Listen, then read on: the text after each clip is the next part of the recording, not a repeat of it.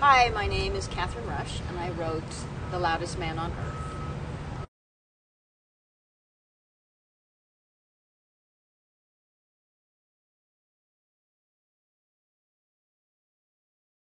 This play is different than other plays that I've written with deaf characters in it. I wrote a piece where the entire play was in both languages at the same time, and even when groups were signing in silence, the next scene would be all of that information spoken.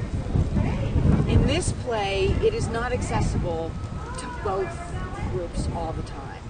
So a deaf person cannot come into the play and understand everything, nor can a hearing person understand everything. Well, the hearing person will eventually get it all. But what I've tried to do is introduce a hearing audience to certain signs and certain modes of communication so that they actually feel like they're understanding sign language. I repeat signs over and over again, and then I bring them back at the end of the play so that the audience is actually going, I got that. So they have the experience of understanding a second language. At times, I want the audience to be a little baffled about what's going on, but never to the point where they're frustrated. This play in particular is much more difficult to put up. Many readings are 3 hours of rehearsal, and then 3 hours of rehearsal, then we sit down and we read it.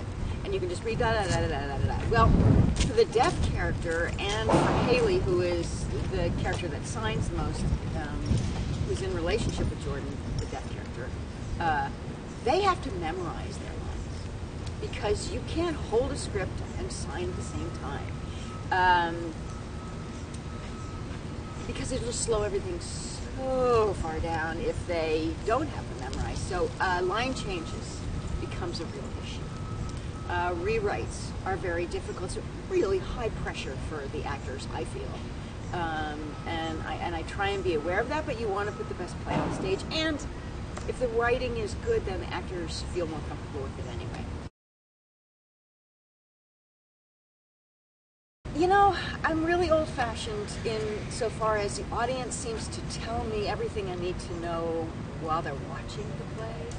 So that's what I'm really going to be watching more than anything, is how much are they interested?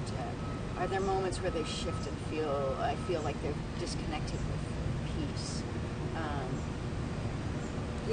Their reactions are going to be the most important. They're the most valuable thing to me. Audience, I can't replicate that. I can get lots of opinions from lots of people, but I can't get an audience in my living room.